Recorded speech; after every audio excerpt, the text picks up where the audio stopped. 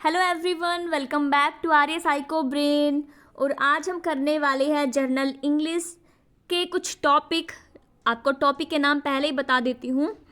तो सबसे पहले हम वर्ब का टॉपिक करेंगे, फिर टेंस करेंगे, फिर वॉइस करेंगे, फिर सब्जेक्ट वर्ब एग्रीमेंट करेंगे, फिर आर्टिकल करेंगे और देन एडवर्ब करेंगे। तो ये टॉपिक आज की क्लास में हम कवर करने वाले हैं। तो चलिए स्टार्ट करते हैं। पहला टॉपिक वर्ब, जिसमें हमें पता होना चाहिए वर्ब होता क्या है। वर्ब जो है वो वर्ड्स होते हैं जो रिप्रेजेंट करते हैं एक्शन को, जो आपका एक्सटर्नल है या फिर इंटरनल आपके जो वर्ड्स है। अगर बात करें हिंदी में, वर्ब क्या होती है? वर्ब क्रियाएं होती हैं, ऐसे शब्द होते हैं जिनसे हमें किसी कार्य के करने का, होने का पता चलता है। अब टाइप ऑफ वर्ब, इनसे बड़ा क्वेश्चन आता है। अगर हम बात करें टाइप ऑफ वर्ब, आपका एक होती है मेन वर्ब, एक होती है आपकी हेल्पिंग वर्ब जिसको हम ऑक्सिलरी वर्ब भी कहते हैं। और मेन वर्ब को फर्दर डिवाइड किया जाता है एक्शन वर्ब में और लिंकिंग वर्ब में, जिसमें आपकी एक्शन वर्ब जो होते हैं या बोले तो फाइनाइट जो वर्ब होते हैं उनको फर्दर दो टाइप्स में डिवाइड किया जाता है। आपके ट्रांजिटिव होते हैं और इंट्रांजिटिव होते हैं। उसके बाद आपकी हेल्पिंग वर्ब होती है। हेल्पिंग वर्ब को आप डिवाइड करते हो, मॉडल ऑक्सिलरी वर्ब होती है, एक नॉन मॉडल ऑक्सिलरी वर्ब होती है। अब हम बात करते हैं जो आपकी मेन वर्ब है उसके बारे में। तो मेन वर्ब में जो आपकी एक्शन वर्ब होती हैं, जिनको फाइनाइट भी बोलते हैं, फाइनाइट वर्ब क्या होती है? जो सब्जेक्ट के नंबर, उसके पर्सन और टेंस के अकॉर्डिंग चेंज हो जाती हैं, जो रूल या रेगुलेशन में बंधी हुई होती हैं, वो आपकी फाइनाइट होती हैं। अब यहाँ पे दो टाइप्स होते हैं, ट्रांजिटिव और इनट्रांजिटिव। तो ट्रांजिटिव हिंदी में अगर बात करें, ट्रांजिटिव होता है सकर्मक क्रिया। और हिंदी में हम पढ़ते हैं सकर्मक क्या होता है, जिसमें क्रिया का फल किसके ऊपर पड़ता है? किसके ऊपर पड़ता है? ऑब्जेक्ट के ऊपर पड़ता है, कर्म पर पड़ता है। क्रिया का फल कर्म के ऊपर पड़ता है, वो हमारा सकर्मक होता है। और इनट्रांजिटिव अकर्मक होता है, जिसमें क्रिया का फल कर्ता के ऊपर पड़ता है, मतलब कि सब्जेक्ट के ऊपर पड़ता है। ठीक है। अब हम बात करें ट्रांजिटिव जो है, ट्रांजिटिव में क्या होगा? अगर हम वट या हुम लगाकर क्वेश्चन करते हैं अपने उस सेंटेंस से, तो हमें आंसर मिल जाता है, तो वो ट्रांजिटिव होती है। इन ट्रांजिटिव में आंसर नहीं मिलता है। जैसे एग्जाम्पल अगर हम बात करें, रीना रॉट ए लेटर। अब यहाँ पर आप क्वेश्चन करो, क्वेश्चन करते हो क्या लिखती है? व्हाट। तो क्या लिखती है? लेटर लिखती है। आंसर मिल रहा है ना? तो ये क्या हो जाएगा? ये ट्रांजिटिव हो जाएगा। लिखना, लिख रही है वो, पढ़ नहीं रही, सुन नहीं रही, तो वो क्या कर रही है? लिख रही है। यहाँ पे आपका ट्रांजिटिव हो जाएगा। उसके बाद आते हैं अपने ऑक्सिलरी वर्ब या फिर हेल्पिंग वर्ब। अब इसको भी फर्दर दो टाइप्स में डिवाइड किया जाता है। आपके मॉडल ऑक्सिलरी वर्ब होती हैं और आपका नॉन मॉडल ऑक्सिलरी वर्ब होती हैं। अगर हम मॉडल ऑक्सिलरी वर्ब की बात करें तो ये क्या होती हैं? ये इनका यूज़ होता है मॉडल्स के साथ में, जैसे आपका can, could, may, might etcetera. ये क्या होते हैं? आपके मॉडल्स होते हैं। अगर हम बात करें कैन, कैन का यूज़ किस में होता है? कैन का यूज़ आपकी कैपेसिटी, आपकी एबिलिटी को दिखाने के लिए किया जाता है। जैसे जैसे ही कैन रन, है ना। और अगर बात करें कैन का पास्ट क्या होता है? कैन का पास्ट कुड होता है। मे आपका प्रेजेंट के लिए होता है और माइट मे का जो पास्ट में यूज़ किया जाता है, माइट। उसी तरह से शुड होता है, ऑट टू होता है, मस्ट होता है। मस्ट में क्या होता है? तुम्हें करना ही करना है। जैसे you must go to school, तुम्हें जाना ही होगा, स्कूल में जाना ही चाहिए। अब बात करते हैं नॉन मॉडल्स वर्ब, या फिर हम इसको बोलते हैं प्राइमरी अपने जो वर्ब है। इसमें क्या होता है? इसमें ये होता है जैसे आपका टू बी, टू बी में क्या होगा? जैसे आपका इज़ है, इज़, एम, आर, आपका इज़, एम, आर और वाज और वर। या फिर आपका हैज़, हैव, हैड, या फिर डू, डिड, डज है, डू, डिड और डज। अगर इनका प्रयोग अकेले होता है, सेंटेंस में अकेले आते हैं, तो ये मेन वर्ब की तरह काम करेंगे। ठीक है, मेन वर्ब की तरह काम करेंगे। या फिर अगर ये अपने किसके साथ आ रहे हैं? मेन वर्ब के साथ आते हैं, तो ये हेल्पिंग वर्ब में काउंट होते हैं।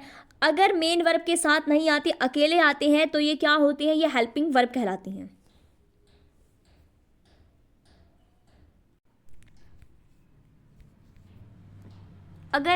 अगर यहाँ पे बात करते हैं आपके जो नॉन फाइनाइट होते हैं, नॉन फाइनाइट जो आपके वर्ब होते हैं,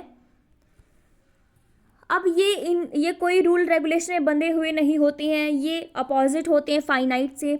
अब यहाँ पे आपका एक तो बेयर इन्फिनेटिव होता है, बेयर इन्फिनेटिव होता है, एक टू इन्फिनेटिव होता है। आपने देखा होगा यहाँ से क्वेश्चन कई बार, बेयर इन्फिनेटिव होता है, टू इन्फिनेटिव होता है। तो जो बेयर इन्फिनेटिव होता है, ये सुना सुना नहीं लग रहा आपको, तो ये बिना टू के आते हैं। क्या आते हैं, ये बिना टू के आते हैं और केवल वर्ब की फर्स्ट फॉर्म, यहाँ पे केवल वर्ब की फर्स्ट फॉर्म होती है।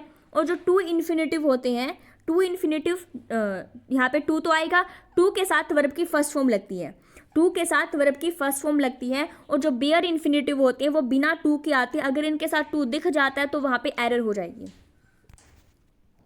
एक होता है आपका जीरंड, यहाँ से भी क्वेश्चन आता है। तो जीरंड में क्या होता है, वर्ब की फर्स्ट फॉर्म के साथ आईएनजी आती है, वर्ब की फर्स्ट फॉर्म के साथ आईएनजी आती है। पार्टिसिपल होते हैं आपके, प्रेजेंट है, पास्ट है और परफेक्ट पार्टिसिपल होते हैं। तो वर्ब में सिर्फ आपको इतना ही ध्यान रखना है, उसके बाद जब आप प्रैक्टिस करोगे तो सारे कॉन्सेप्ट आपके क्लियर हो जाएंगे। अगर बात करते हैं टेंस की, तो टेंस में ये चार्ट बहुत ही ज़्यादा इंपॉर्टेंट है, बस इसको तो घोल कर पी जाओ। अब मुझे ये बताने की ज़रूरत नहीं है कि टेंस होते क्या, सबको पता है। अगर बात करें टेंस जो है, प्रेजेंट टेंस है, पास्ट टेंस और फ्यूचर टेंस, 3 टेंस होते हैं। अब प्रेजेंट को भी फर्दर 4 टाइप्स में डिवाइड किया जाता है। वो कौन कौन से 4 टाइप होते हैं, present indefinite tense, present indefinite, present continue tense, उसके बाद है प्रेजेंट परफेक्ट और प्रेजेंट परफेक्ट और कॉन्टिन्यू, ये होते हैं। उसी तरह से पास्ट में भी पास्ट इंडेफिनिट होता है, पास्ट कॉन्टिन्यू होता है, पास्ट परफेक्ट होता है और पास्ट परफेक्ट कॉन्टिन्यू होता है। उसी तरह से फ्यूचर में भी फ्यूचर इंडेफिनिट होता है, फ्यूचर आपका कॉन्टिन्यू होता है, फ्यूचर परफेक्ट होता है, फ्यूचर परफेक्ट कॉन्टिन्यू होता है, यही होते हैं। अब यहाँ पे समझते हैं प्रेजेंट में तातेती, यहाँ पे मेन क्या है, प्रेजेंट में आपको पहले सेंटेंस पहचानना है, प्रेजेंट का है, पास्ट का और फ्यूचर का है। फिर प्रेजेंट में भी वो आपका इंडेफिनिट का है या फिर कॉन्टिन्यू का, परफेक्ट का या परफेक्ट कॉन्टिन्यू का। अब कंटिन्यू में क्या होता है, काम चल रहा है, और परफेक्ट में क्या होता है, हो चुका है कंप्लीट, और परफेक्ट कॉन्टिन्यू में क्या है, हो भी चुका है और चल भी रहा है, ये होता है। अगर बात करें प्रेजेंट इंडेफिनिट की, तो यहाँ पे क्या यूज़ होता है, यहाँ पे डू और डज का यूज़ होता है और वर्ब की फर्स्ट फॉर्म यूज़ होती है। अगर बात करें डू जो है, डू आपका प्लूरल के लिए यूज़ होता है और डज जो है सिंगुलर के लिए यूज़ होता है। उसके बाद अगर बात करते हैं इज़ एम आर की, तो इज़ एम आर क्या होता है, इज़ एम आर जो है आई के साथ एम लगता है, इज़ जो है सिंगुलर के साथ लगता है, आर आपका प्लूरल के साथ लगता है, और यहाँ पे वर्ब की फर्स्ट फॉर्म के साथ आई एन जी आता है। अगर प्रेजेंट परफेक्ट की बात करें, तो प्रेजेंट परफेक्ट में क्या आता है, आपका हैज़ हैव आता है, साथ में वर्ब की थर्ड फॉर्म आती है। हैज़ आपका सिंगुलर के लिए आता है और हैव आपका प्लूरल के लिए आता है। साथ में काम हो चुका है तो वर्ब की थर्ड फॉर्म लगेगी। उसके बाद आपका आता है प्रेजेंट परफेक्ट कंटिन्यू। अब यहाँ पे होता है हैज़ मतलब कि परफेक्ट, ये दोनों का मिक्सचर होता है, परफेक्ट भी हो चुका और चल भी रहा है। तो यहाँ पे हैज़ बीन और हैव बीन आता है, साथ में वर्ब की फर्स्ट फॉर्म के साथ आईएनजी आता है। इसके साथ आपका टाइम का कॉन्सेप्ट आता है, और टाइम में क्या होगा, इसमें आपका जो है फोर और सिंस आते हैं, फोर और सिंस। अब ये फोर और सिंस किसके साथ लगाने हैं, तो सबसे पहले आपको यही चीज़ याद रखनी है, जहाँ पर भी जिस भी सेंटेंस में आपको फोर और सिंस दिखे तो समझ जाना है ये प्रेजेंट आपका परफेक्ट कंटिन्यू है या फिर पास्ट परफेक्ट कंटिन्यू है या फिर फ्यूचर परफेक्ट कंटिन्यू है। ठीक है, अगर हम बात करते हैं यहाँ पर फोर की, तो फोर आता है आपका ड्यूरेशन के लिए, किसके लिए, ड्यूरेशन की, जहाँ पे बताई गई हो, जैसे 2 घंटे से काम कर रही है, 3 घंटे से काम कर रही है, या फिर अगर बात करें कुछ सप्ताह पहले, या फिर आने वाले दिनों में, या फिर लास्ट के 10 सालों में, या फिर 10 मिनट्स, या फिर 15 मिनट्स, या फिर अभी।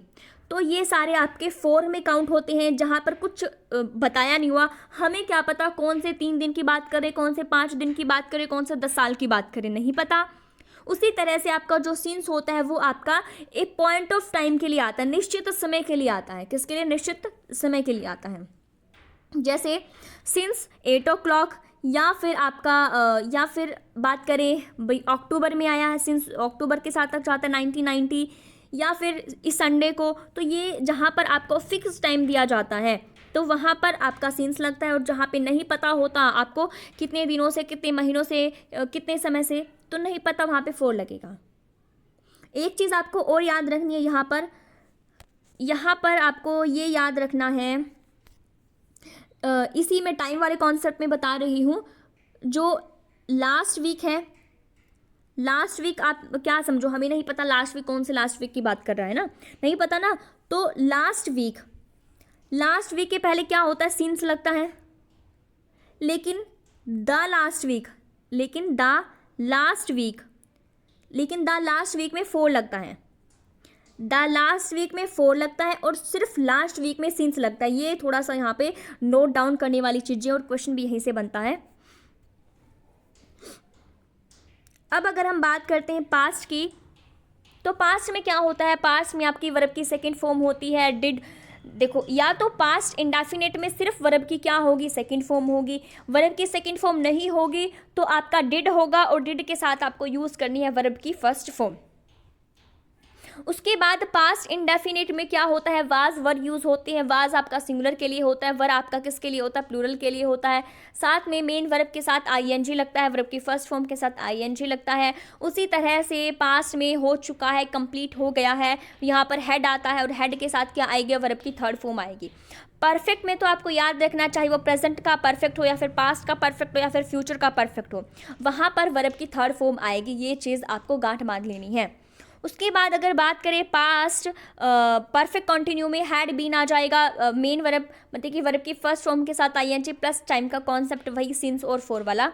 उसके बाद फ्यूचर में आपका विल और शेल आता है। अब यहाँ पे ये चीज़ याद रखने वाली है, आई और वी जो है, आई वी के साथ आता है सेल, और उसके साथ सबको छोड़ के, या मतलब कि आई और वी को छोड़ के, या फिर कोई सिंगुलर है या फिर प्लूरल है, सबके साथ आपका विल लगता है। अब है आपका फ्यूचर कॉन्टिन्यू में क्या आता है, फ्यूचर कॉन्टिन्यू में आपका विल भी और शेल भी आता है, लेकिन आजकल शेल का प्रयोग नहीं होता है, विल ही यूज़ कर लेते हैं। तो विल और शेल आता है, विल शेल भी आता है, मेन वर्ब के साथ आईएनजी आती है। उसी के साथ आपको क्या करना है, उसी के साथ आपको करना है, विल हैव और शेल हैव के साथ वर्ब की थर्ड फॉर्म लगती है। फ्यूचर आपका परफेक्ट कॉन्टिन्यू के साथ जो है आपका विल हैव और शेल हैव लगता है। Will have, shall have been plus verb की फर्स्ट फॉर्म के साथ आईएनजी लगेगा। साथ में आपका टाइम का कॉन्सेप्ट सिंस और फोर वाला। अब इस टेबल को अच्छे से याद कर लेना, क्योंकि इसी के बेसिस पर आपके सारे सेंटेंस वगैरह हैं, आपका वॉइस भी आएगा इसी के बेसिस पर है वो। अगर मैं बात करूं टेलीग्राम की, टेलीग्राम पर आपको क्या मिलेगा, सारी नोट्स पीडीएफ वहीं पर मिलेंगी आपको।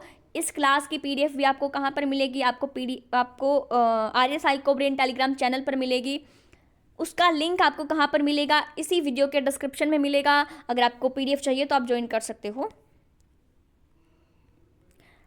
अगर हम बात करते हैं क्वेश्चन की, तो क्वेश्चन टेंस का ही है। तो बताएं मुझे, Pinky did not dash the vegetables because he was busy.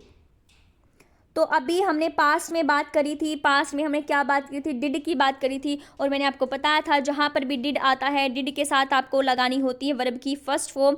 और जहाँ पर डिड नहीं है और आपको पता है पास्ट का सेंटेंस है, तो वहाँ पर वर्ब की सेकंड फॉर्म लगानी होती है। अब बता दो मुझे इसका आंसर क्या रहेगा। तो बिल्कुल यहाँ पर आपका जो ब्रिंग है वो बिल्कुल करेक्ट हो जाएगा। Pinky did not bring the vegetables because he was busy. अब आते हैं आपके वॉइस पर, और वॉइस आपका बिल्कुल टेंस से ही रिलेटेड है। अगर आपको टेंस अच्छे से याद होगे तो वॉइस याद करने में कोई भी दिक्कत आपको नहीं रहने वाली है। अगर वॉइस की बात करें तो दो टाइप की वॉइस होते हैं, एक्टिव वॉइस होता है, पैसिव वॉइस होता है, हमें सबको पता है। अगर हम बात करें एक्टिव वॉइस की, तो यहाँ पर एक्टिव वॉइस में क्या होता है, एक्टिव वॉइस में आपका जो सब्जेक्ट है, जो करने वाला है, वो एक्टिव होता है। और पैसिव वॉइस में क्या होता है, पैसिव वॉइस में आपकी जो वर्ब है वो एक्टिव होती है। तो क्या हुआ, एक्टिव वॉइस में आपका सब्जेक्ट एक्टिव होता है, पैसिव वॉइस में आपकी जो वर्ब है वो एक्टिव होती है। क्लियर है यहाँ तक सभी को। अगर हम बात करें एक्टिव वॉइस में और पैसिव वॉइस में, स्ट्रक्चर क्या बनता है, इस तरह का बनता है। आपका सब्जेक्ट होगा प्लस हेल्पिंग वर्ब होगी प्लस वर्ब होगी प्लस आपका ऑब्जेक्ट होगा। और अगर हमने पैसिव में बदलना है तो पैसिव में आपका जो ऑब्जेक्ट है वो सबसे पहले आ जाएगा। क्या आ जाएगा? ऑब्जेक्ट सबसे पहले आएगा। उसके बाद आपकी हेल्पिंग वर्ब ऐसे ही रहेगी, वर्ब आपकी ऐसे ही रहेगी, देन सब्जेक्ट आपका लास्ट में आ जाएगा। इस तरह से बनता है चेंज, हम इसी तरह से करते हैं, ठीक है। और चेंज करने के लिए हमारा जो सब्जेक्ट है ऑब्जेक्ट कैसे बदलते हैं ये भी समझो। अब नहीं, उससे पहले आप ये समझो कि आपके वॉइस में टेंस कभी भी चेंज नहीं होता है। क्या कहा मैंने?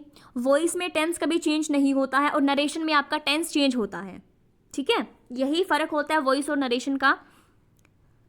अब कैसे ये समझते हैं। देखो, अगर आपका कोई सेंटेंस प्रेजेंट का है, प्रेजेंट इंडेफिनिट का है, तो वो कंटिन्यू में चला जाएगा। लेकिन प्रेजेंट का सेंटेंस आपका पास्ट में नहीं जाएगा, प्रेजेंट का सेंटेंस आपका फ्यूचर में नहीं जाएगा, उसी तरह से फ्यूचर का सेंटेंस आपका पास्ट में नहीं जाएगा, प्रेजेंट में नहीं जाएगा। तो जैसा आपका सेंटेंस है, प्रेजेंट का है तो प्रेजेंट में ही चेंज करोगे, पास्ट का है तो पास्ट में ही चेंज करोगे, फ्यूचर का है तो फ्यूचर में ही चेंज करोगे। इसी बेसिक कॉन्सेप्ट से आपके बहुत सारे क्वेश्चन सॉल्व हो जाते हैं। अब अगर हम बात करते हैं यहाँ पर देखो, जो आपका सब्जेक्ट होता है, एक्टिव वॉइस में अगर आपका सब्जेक्ट आई है तो पैसिव वॉइस में बदलने के लिए आई जो है वो मी में बदल जाता है। आपका अगर बात करें जो वी है, वी बदल जाता है अस में। और अगर बात करें यू तो यू में ही रहेगा। दे है, दे आपका बदल जाता है दैम में, दे दैम में बदल जाता है। ही जो है वो हिम में बदल जाता है। और जो शी है वो हर में बदल जाता है, शी जो है वो हर में बदल जाता है। इट ही रहेगा। हु जो है बदल जाता है बाय हु में, ठीक है। अब अगर बात करेंगे यहाँ पर आपके टोटल टेंस कितने होते हैं, अभी पढ़कर आइए, बताओ मुझे कितने होते हैं। तो बिल्कुल करेक्ट है, 12 अपने टेंस होते हैं, 12 टेंस होते हैं। एक्टिव वॉइस में 12 टेंस का यूज़ हम करेंगे, लेकिन एक्टिव से पैसिव वॉइस में बदलते टाइम हम केवल 8 टेंस का ही यूज़ करेंगे, ठीक है। वो कैसे करेंगे अभी समझेंगे। तो चलो, अगर हम यहाँ पे बात करते हैं, ये आपके टेंस हैं। अब यहाँ पे प्रेजेंट इंडेफिनिट है, प्रेजेंट कॉन्टिन्यू है, प्रेजेंट परफेक्ट और प्रेजेंट परफेक्ट कॉन्टिन्यू है, यही है।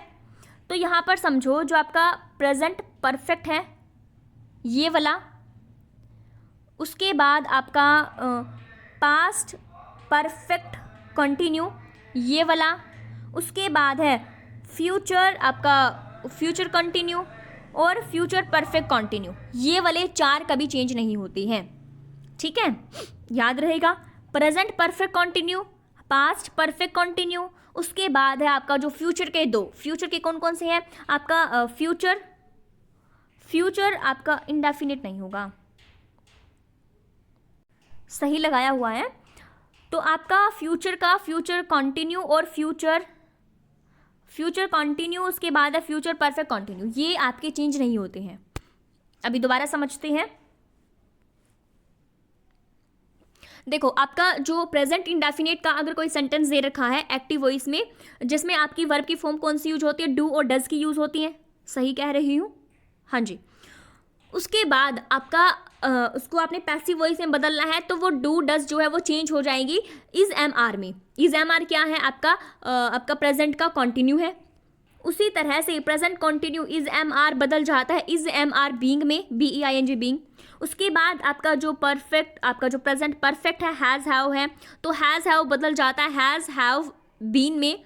उसके बाद आपका जो परफेक्ट है वो हैज़ हैव बीन, परफेक्ट तो आपको पता है हैज़ हैव बीन होता है। उसके बाद जो आपका प्रेजेंट परफेक्ट है वो प्रेजेंट परफेक्ट में ही रहेगा, हैज़ हैव बीन ही रहेगा। रेयरली आपका बीन कभी लग जाता, लेकिन लगता नहीं है, आपका हैज़ हैव बीन रहेगा। यहाँ पर नो चेंज है, यहाँ पर नो चेंज है। उसके बाद आपका प्रेजेंट इंडेफिनिट में आपको पता है डिड लगता है, जहाँ पे डिड लगता है वहाँ पर वर्ब की फर्स्ट फॉर्म होती है, और जहाँ पर डिड नहीं होता और आपको पता है इंडेफिनिट का, तो वहाँ पे वर्ब की सेकंड फॉर्म यूज़ होती है। इसमें क्या होगा, इसमें आपका वॉज वर्ब में चेंज हो जाएगा, वाज वर्ब जो है वो बदल जाएगा वाज वर्ब बीइंग में, और जो आपका हैड है वो बदल जाता है हैड बीन में। और यहाँ पर अगर बात करें पास्ट परफेक्ट कॉन्टिन्यू जो है हैड बीन बदल जाता है किस में, हैड बीन बदल जाता है हैड बीइंग में।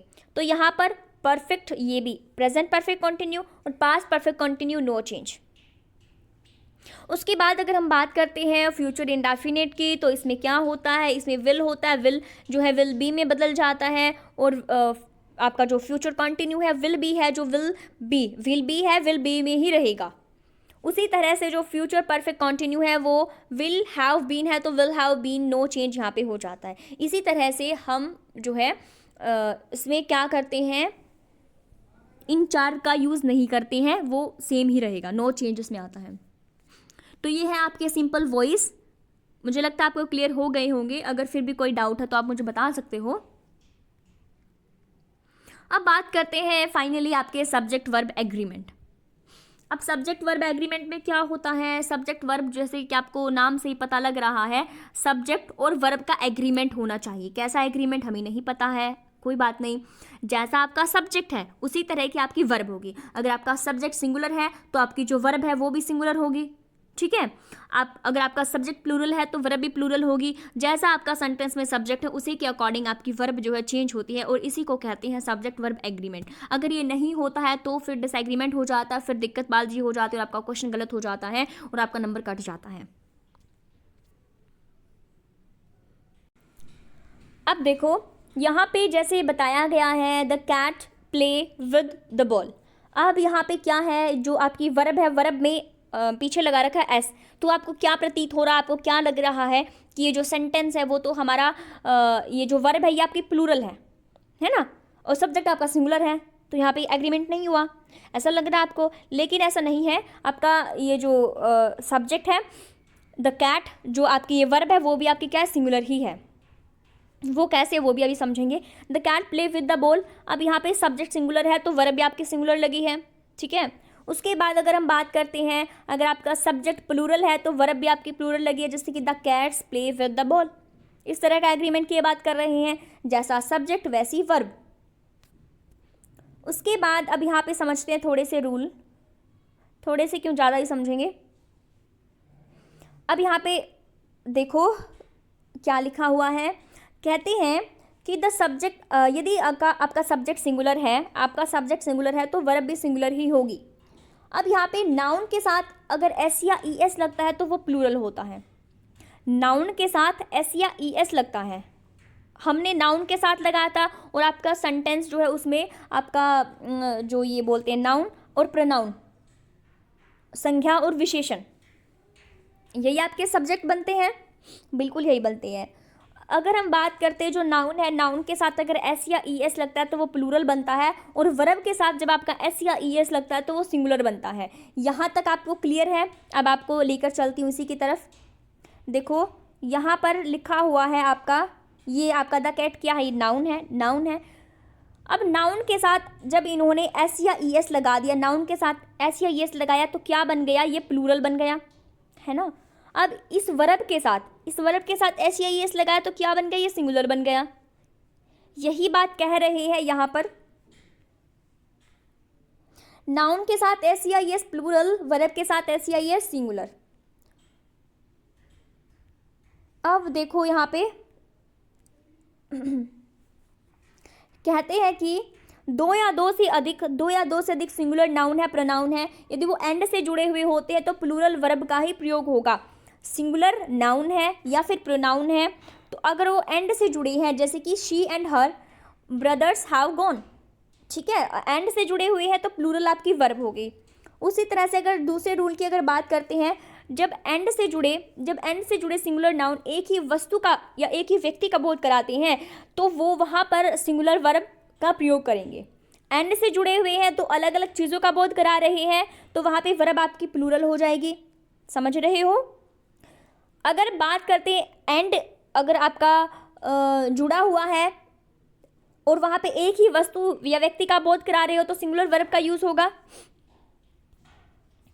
अगर हम बात करते हैं रूल नंबर 3 की, तो रूल नंबर 3 आपका कहता है कुछ वाक्यों के सब्जेक्ट इन शब्दों द्वारा जुड़े हुए होते हैं। किन शब्दों से, एज वेल एज, अलोंग है, विद, टुगेदर है, with, in, addition to, like, unlike, ये सारी चीज़। तो ऐसे वाक्यों के वर्ब इन शब्दों से पहले यूज़ होने वाले वर्ड्स के अनुसार सिंगुलर या प्लूरल होते हैं। जैसे ये यूज़ होते हैं उसी तरह से आपकी जो वर्ब है वो सिंगुलर या प्लूरल होती है। अगर रूल नंबर 4 की बात करते हैं, रूल नंबर 4 में आपका बताया गया है, आपका सब्जेक्ट जो है ईच है, एवरी है, आइदर है, नाइदर है, वन है, एवरीवन है, एनीवन है, नो वन है, समवन है, नोबॉडी है, समबडी है, ये होते हैं तो सिंगुलर वर्ब का प्रयोग हम करते हैं।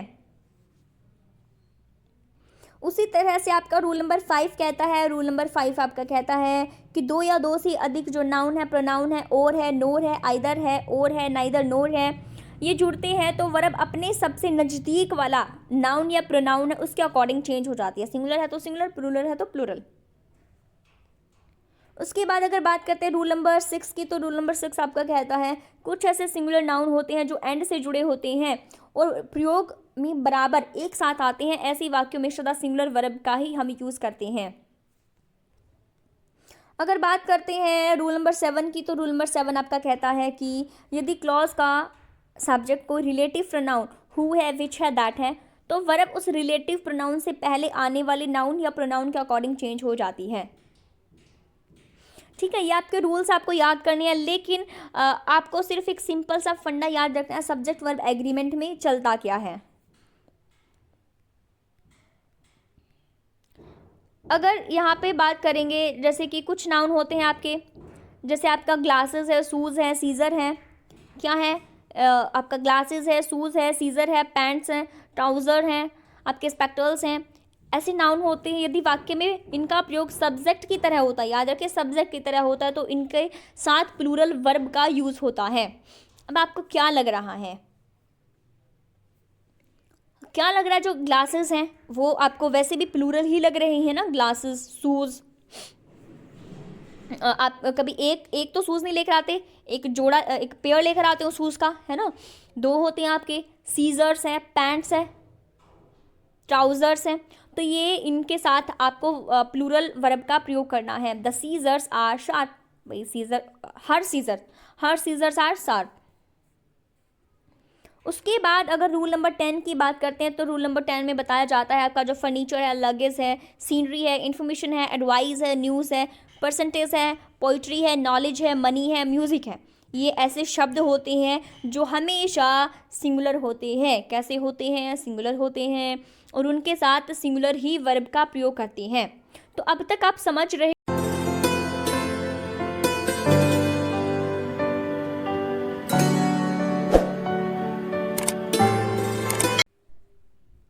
अब तक आप समझ रहे होंगे सब्जेक्ट वर्ब का चल क्या रहा है ना। उसके बाद अगर हम बात करते हैं रूल नंबर 11 की, तो रूल नंबर 11 आपका यही कहता है कुछ ऐसी बीमारी हैं, खेल है, विषय है, देश के नाम है, जिनके अंत में अगर ऐसा लगता है फिर भी इनके साथ सिंगुलर वर्ब का प्रयोग होता है। देखो कहा क्या जाता है, कहा यह जाता है कि जिस भी सब्जेक्ट के पीछे एस या ई एस लगता है तो उसके साथ प्लूरल का प्रयोग होगा, है ना। लेकिन इन्होंने ऐसा बोला, क्या बोला कि जिनके अंत में एस लगा हुआ है, और आप समझ रहे हो कि ये क्या है, ये सिंगुलर है, ये नहीं सॉरी, जिनके पीछे एस लगा हुआ है और आप समझ रहे हो कि ये प्लूरल है, लेकिन ऐसा नहीं होता, उनके साथ आप सिंगुलर वर्ब का यूज़ करते हो। अगर प्लूरल का कर लिया पीछे एस देखकर तो क्या हो जाएगा, एरर हो जाएगा और एक नंबर आपका कट जाएगा। अब देख लो यहाँ पर अगर बात करें, जैसा आपका फिजिक्स है, स्टैटिस्टिक्स है, मैथमेटिक्स है, सिविक्स है, तो यहाँ इनके पीछे क्या है, एस लगा हुआ है, और आप क्या समझते हो ये क्या है, ये प्लूरल है, प्लूरल वर्ब का यहाँ पे प्रयोग कर देते हो। ऐसा नहीं करना है, सिंगुलर का ही यूज़ करना है। जैसे देश के नाम है द यूनाइटेड स्टेट्स हैं। अब इन सभी रूल को आप एक बार पढ़ लेना।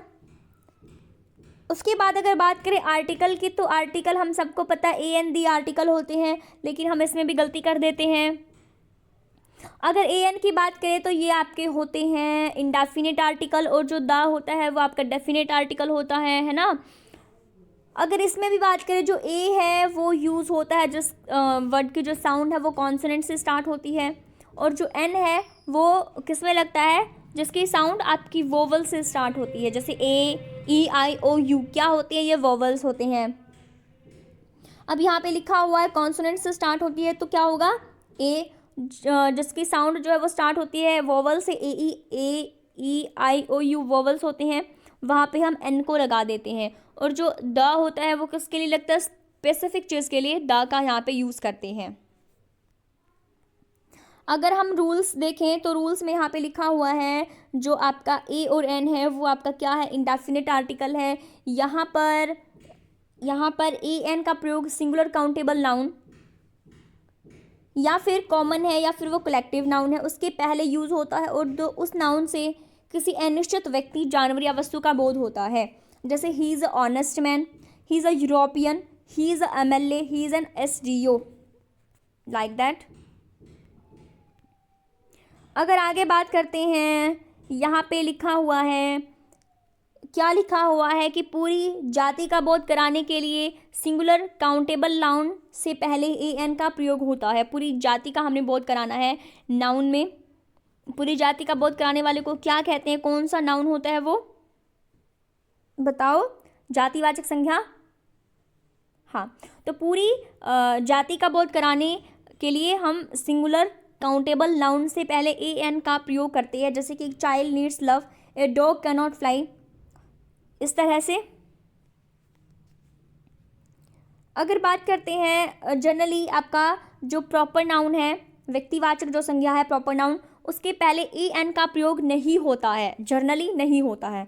परंतु जब किसी प्रॉपर नाउन के पहले AN का प्रयोग होता है तो किसी स्थान या व्यक्ति का बोध नहीं कराता है, बल्कि उस व्यक्ति के अंदर के जो गुण होते हैं उनका बोध कराता है। समझ रहे हो दया यहाँ पे क्या चल रहा है?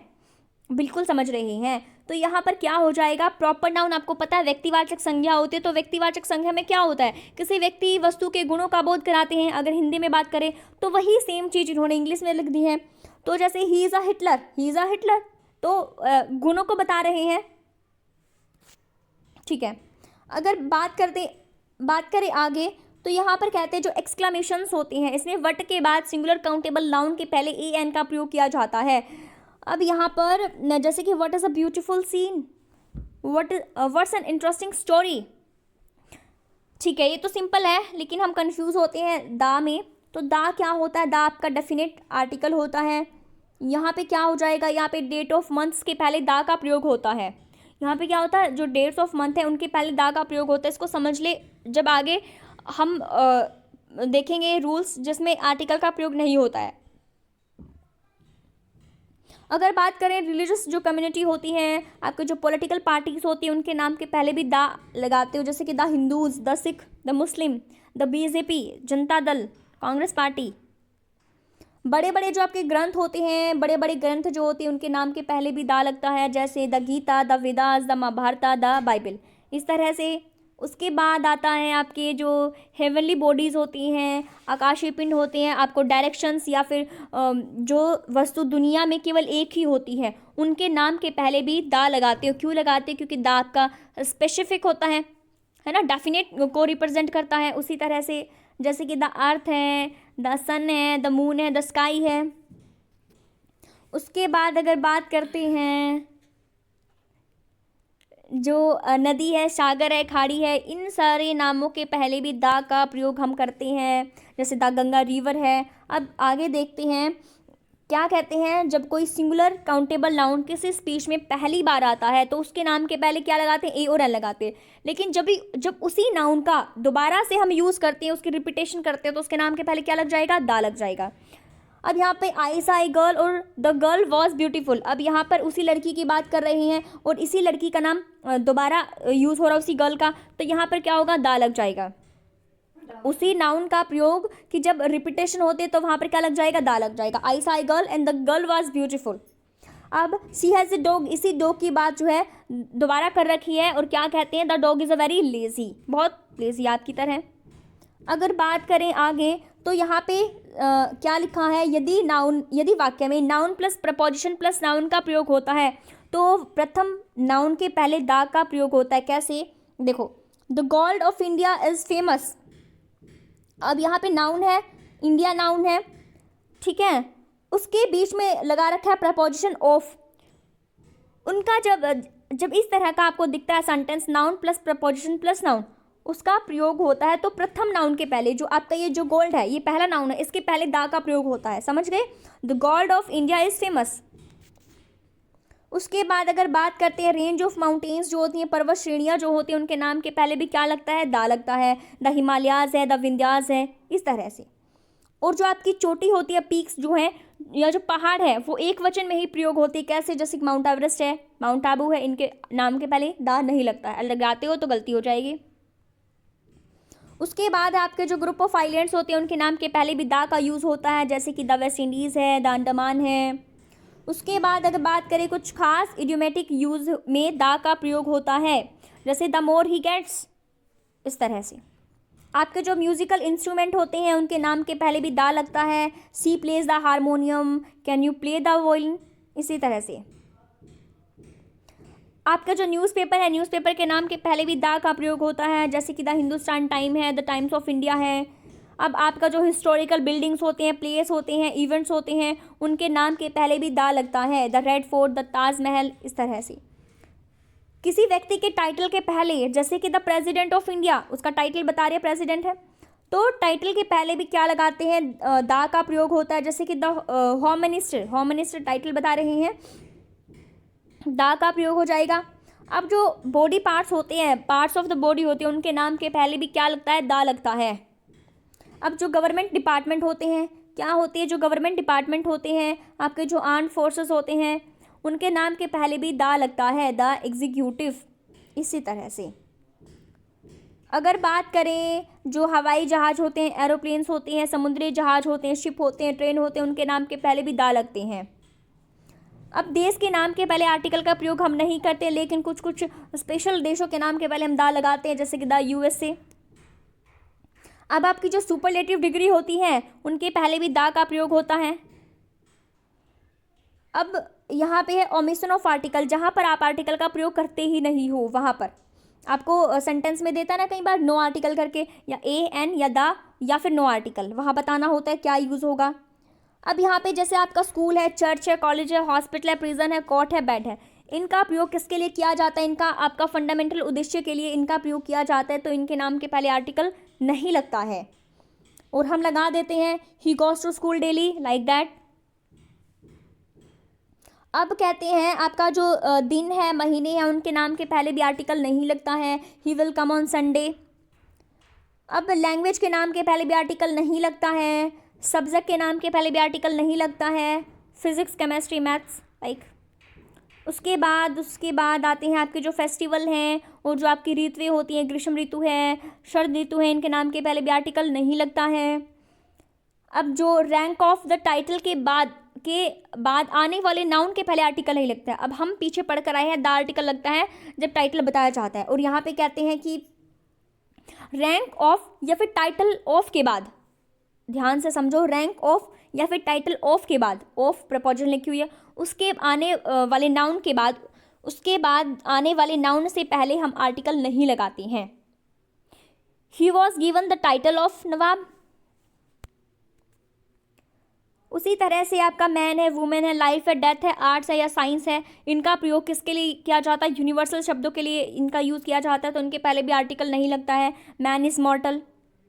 अब जो आपकी भोजन सामग्री होती है उनके नाम के पहले भी आर्टिकल नहीं लगाते हो, व्यक्ति है, गांव है, शहर है, जिला है, राज्य है, देश है, महादेश है, इनके नाम के पहले भी आर्टिकल नहीं लगता है। और बीमारियां, ये तो बड़ा फेवरेट क्वेश्चन है, बहुत बार यहाँ पे आता है क्वेश्चन, बीमारियों के नाम के पहले आर्टिकल नहीं लगता है, लेकिन कुछ बीमारी होती है जिनके नाम के पहले दा लगता है, ठीक है, ये भी देखना आप ध्यान से। अब जो स्पोर्ट्स होते हैं उनके नाम के पहले भी आर्टिकल नहीं लगता है। अब अपना नेक्स्ट टॉपिक और लास्ट टॉपिक है वो है एडवर्ब का। अब ये जो सारे मैंने टॉपिक कराए हैं, अब इनकी जो क्वेश्चंस हैं वो मैं आपको टेलीग्राम पे डाल दूँगी, या फिर आप प्रैक्टिस करके देखना, इन सारे क्वेश्चंस की आपसे हो जाएंगे सोल्व इजीली। अब देखो यहाँ पे एडवर्ब लिखा हुआ है। अगर हम बात करते हैं एडवर्ब, तो एडवर्ब होता क्या है? ये वर्ब को क्वालिफाई करते हैं। किसको क्वालिफाई करते हैं? वर्ब को। अब यहाँ पे आपकी जो एडवर्ब होती है ये जैसे कि ये प्लेस से रिलेटेड होती है। टेल वेयर, जो वेयर का आंसर बताती है, कहाँ जा रहे हो दया, ये क्या हो जाएगा? प्लेस। अब जैसे कि आउटसाइड है, अपस्टेयर है, हेयर है, देयर है, एवरीवेयर है, ये किस चीज़ का आंसर दे रहे हैं? प्लेस का, कि भाई यहाँ जा रहा हूँ, वहाँ जा रहा हूँ, ऊपर जा रहे हैं, नीचे जा रहे हैं, इस तरह से किसका आंसर देते हैं? प्लेस का। और इनको निकालना बहुत ही ज़्यादा ईजी होता है और 1-2 नंबर आप यहाँ से ईजिली ले सकते हो। अगर बात करें जो एडवर्ब ऑफ टाइम है वो किसको दिखाती है, व्हेन को, व्हेन का जो आंसर दे देते हैं। तो यहाँ पे है, बिफोर है, येट है, स्टिल है, ये किसका आंसर दे रहे हैं, टाइम का। अब टेल वाई किसका आंसर देते हैं, पर्पज़। आपका जो पर्पज़ है, आपका गोवा जाने का क्या पर्पज़ है, क्यों गए हो, why. To avoid, to get, to remember. अब यहाँ पे टेल हाउ ऑफन कितनी बार, ये क्या बता रहे हैं, फ्रिक्वेंसी बता रहे हैं कि ऑफन, नेवर, कभी नहीं करते हैं, ऑलवेज या फिर समटाइम्स, है ना। अब यहाँ पे जो मैनर होते हैं, मैनर क्या बताते हैं, हाउ का आंसर देते हैं आप, जस्ट अभी अभी करा है, well, quite, quickly, hardly, carefully. अब यहाँ पे बताते हैं किसका आंसर, डिग्री जो है व्हाट बताता है डिग्री का आंसर, यहाँ पे बेयरली है, ऑलमोस्ट है, नियरली है, क्वाइट है, हार्डली है और जस्ट है। अब यहाँ पर देखो, एडवर्ब ऑफ फ्रीक्वेंसी का मतलब क्या होता है, एडवर्ब ऑफ फ्रीक्वेंसी का मतलब होता है, ये एडवर्ब बताते हैं कि कोई घटना कितनी बार हुई है, क्या बताते हैं, कितनी बार हुई है। ये शब्द आपके जो है ऑलवेज है, एवर है, फ्रिक्वेंटली है, जनरली है, नेवर है, रियरली है, ये क्या बताते हैं, ये बताते हैं कितनी बार हुई है ये घटना, ठीक है, या फिर सेल्डम, कभी कभी हुई है, समटाइम्स, यूजुअली। उसी तरह से जो एडवर्ब ऑफ आपके मैनर होते हैं, ये क्या बताते हैं, ये बताते हैं कि किस तरह से हुई है, हाउ का आंसर देते हैं। उसी तरह से जो आपका एडवर्ब ऑफ टाइम होता है, एडवर्ब ऑफ टाइम क्या होता है, ये समय का बोध कराते हैं, व्हेन के प्रश्नों का ये उत्तर देते हैं ना, yet, now, soon, today, tomorrow, then, yesterday, easily आप निकाल पाओगे इन क्वेश्चंस को। अगर बात करते हैं एडवर्ब ऑफ प्लेस की, तो ये आपको बताते हैं कहाँ पर जा रहे हो, दया कहाँ पर जा रहे हो, here, there, up, down, near, by, everywhere, ये सारी चीज़ें आपकी किस में आती हैं, एडवर्ब ऑफ प्लेस में आती हैं। एडवर्ब ऑफ डिग्री जो है ये क्या बताते हैं, किसी एडजेक्टिव या फिर अन्य एडवर्ब का ये मॉडिफाई कर देते हैं। तो ये इसमें आपके जो शब्द यूज़ होते हैं वो आपका ऑलमोस्ट है, क्वाइट है, टू है, वेरी है, रेदर है, प्रिटी है, ये सारे शब्दों का यूज़ होता है एडवर्ब ऑफ डिग्री।